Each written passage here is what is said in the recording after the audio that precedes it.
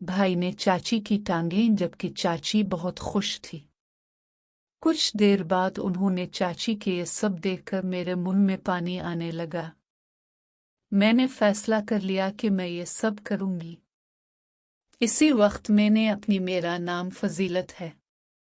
मेरी उम्र 18 साल है। हम लोग लाहौर रहते थे। मेरी अबू लाहौर में मुलाजिम थी। मैं सबसे छोटी थी। अगर अपनी बात करूं तो मेरा फितरत बहुत परकशिश था और मेरे से पहले मेरा एक बड़ा भाई था। मैं काफी खूबसूरत थी और मेरा भाई भी बहुत प्यारा था। मैं अपनी शक्ल सूरत पर उसी पर ही गई थी। मेरा हसन भी काफी बाकमाल था। मैं बहुत जवान दुखती थी। ये जवानी मुझ पर अचानक ही आई थी। मैंने सोचा भी नहीं था कि मेरी जिंदगी में एक ऐसा पल भी आएगा। मेरा भाई 22 साल का था जबकि वो काफी लंबा था और अपनी उम्र से ज्यादा जवान दिखता था। मुझे भी इसे देख के रश आता था कि मेरा भाई कितना प्यारा है। हम लोग लाहौर में बहुत अच्छी जिंदगी गुजार रहे थे। मेरे भाई की मेरे चाचू से बहुत दोस्ती थी। मेरे चाचू की भी शादी नहीं हुई थी। वो बहुत जवान थे, लेकिन वो मेरे भाई से कुछ साल बड़े थे और उन्हें एक लड़की काफी पसंद थी। इसी वजह से वो मेरे भाई से इस लड़की के बारे में सारी बातें करते थे। मेरे भाई भी अपनी होने वाली चाची के बारे में सब जानते थे और मेरे चाचू का हर काम में साथ देते थे। मुझे इस सब को बिल्कुल भी नहीं पता था क्योंकि एक दिन मैंने अपने भाई से पूछा वो चाचू से क्या बात कर रहे थे, तो उन्होंने मुझे इन सब से दूर रहने का कहा और कहने लगे कि मुझे इस काम में नहीं पड़ना चाहिए। पर मुझे तजस्सुस होने लगा कि आखिर वो क्या करते हैं।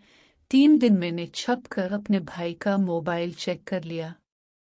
इस मोबाइल में मेरी होने वाली चाची काफी अजीब सी तस्वीर थी जिसे देखकर मैं शर्म से पानी पानी हो गई थी। मैंने उनकी सारी बातचीत भी पढ़ ली थी और हैरान हो गई थी कि ये सब बातें करते हैं। लेकिन मुझे उम्मीद थी क्योंकि वो आपस में एक दूसरे के गहरे दोस्त थे। उनकी बातों से लगा था कि भाई भी चाची को जानते थे।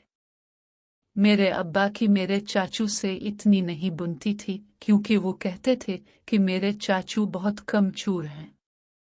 पर मेरे भाई ने छप छप कर बात करने की आदत डाली हुई थी और मैं भी ये बात किसी को नहीं बताती थी क्योंकि मेरे भाई ने मना किया था। कुछ दिनों के बाद ही हमें खबर मिली हमें भी जाना है। मेरे भाई ने मुझे बताया कि उनका रिश्ता इसी लड़की से हुआ है।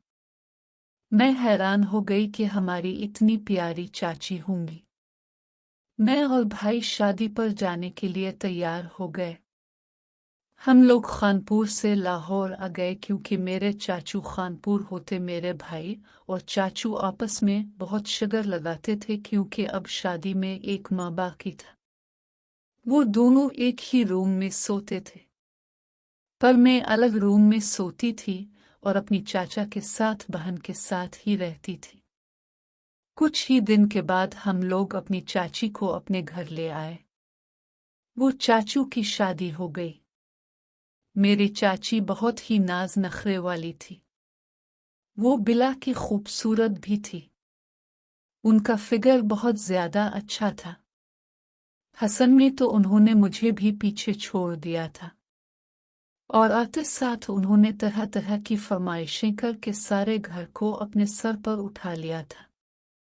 घर वाले भी नई नौली दुल्हन समझकर उनकी हर बात मान रहे थे।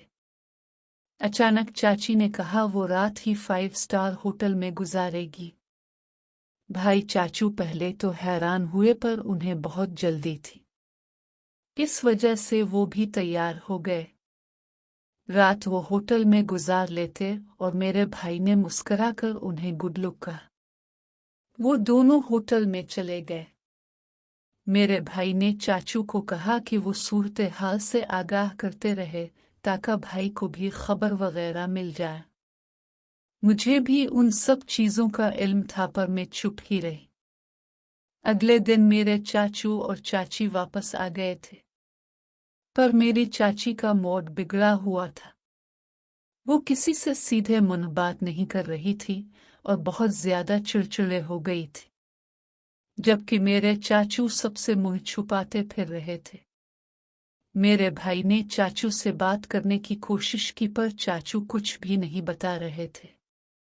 इतने में मेरी चाची ने सब घर वालों के सामने चाचू का पोल खोल दिया कि वो उन्हें खुश नहीं कर सकते। हम सब लोग परेशान हो गए। मेरी चाची ने शोर मचाना शुरू कर दिया, उनके साथ धोखा हुआ है। हम लोगों ने चाची को समझाया कि ऐसी कोई बात नहीं है। घर वालों को भी इस बात पर यकीन नहीं था। सब यही कह रहे थे कि मेरी चाची से कोई मसला है।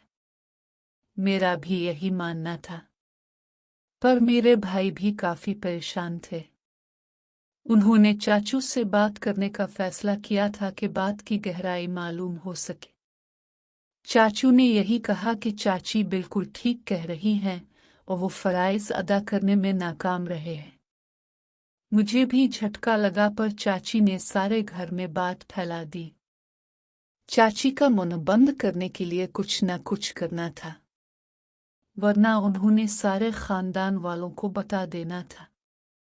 इस तरह मेरे चाचू की बदनामी हो जानी थी। मेरे भाई ने मेरे चाचू की मदद करने का फैसला किया और मैं ये सब सुन रही थी। चाची ने भाई को तफसीलात सारी बात समझा दी, कैसे वो रात को उनके रूम में चला जाए और इससे चाची का मुंह बंद हो जाए और घर वाले भी समझ जाएंगे कि असल मसला चाची के साथ ही है। भाई तैयार हो गया। मुझे भी काफी तजस्सुस हो रहा था कि ये सब कैसे होगा। मैं अपनी चाची के रूम में छुप गई थी। रूम में हर जाने पर अंधेरा था। मैं बहुत पीछे छुप गई थी। मेरे भाई पूरी तरह तैयार हो गए थे। वो चाची के करीब जाने लगे। अंधेरे में चाची को मालूम न हो सका कि उनके साथ कौन मौजूद है। इस वजह से वो कहने लगी कि अगर आज भी उनका हक अदा न हुआ तो वो कल सुबह पूरे खानदान में ये बात फैला देंगी कि चाची के साथ मसला है। मेरे भाई इस बात पर खामोश रहे और काम शुरू करने लगे। मैं उसके पीछे छुपकर ही सब देख रही थी। जैसे भाई और चाची वो सब करते हुए देखा तो मेरे तो होश उड़ गए। मैंने कभी नहीं सोचा था कि मैं ये मंजर भी देख सकती हूँ, पर अब तो वो इसी मंजर में मेरी आंखों के सामने था। मेरा दिल बेचैन होने लगा। इस वजह से अपने खुद के साथ वहां मेरी चाची भी आवाजें। भाई ने अच्छी तरह काम किया। चाची को काफी, जिस पर उनकी आवाजें ऊंची हो गईं और यूं चाची की बाहर जाने लगी।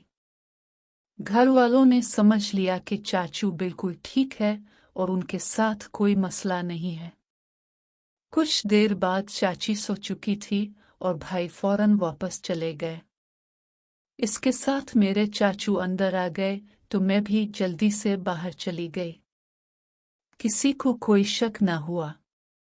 ये बात सिर्फ चाची और भाई के दरमियान ही थी और मुझे भी ये बात पता लग चुकी थी। मेरे जहन में सारी रात ये मंजर चलता रहा। मुझे नींद नहीं आ रही थी। अपने साथ काम किया पर मुझे अच्छा नहीं लगा। मेरा दिल किया कि भाई की सारी बात बता दूं कि मैंने उन्हें चाची के साथ देख लिया, लेकिन मेरे भाई अच्छे थे। मैं ये सब उनके साथ नहीं कर सकती थी, पर मेरी ख्वाहिश जागती रही। अगली सुबह मेरी चाची काफी खुश थी।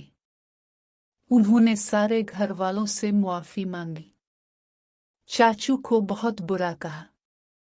घर वालों ने उन्हें मुआफ कर दिया और मेरी चाची परेशान हो गए कि वो आगे वाली जिंदगी के साथ कैसे गुजारेंगे। कल की रात उनकी गुजर गई थी और भाई ने उनका साथ दिया था। मेरे भाई ने उन्हें एक प्लान बताया था कि फौरन काम के सिलसिले में किसी दूसरे शहर चले जाएं और इस तरह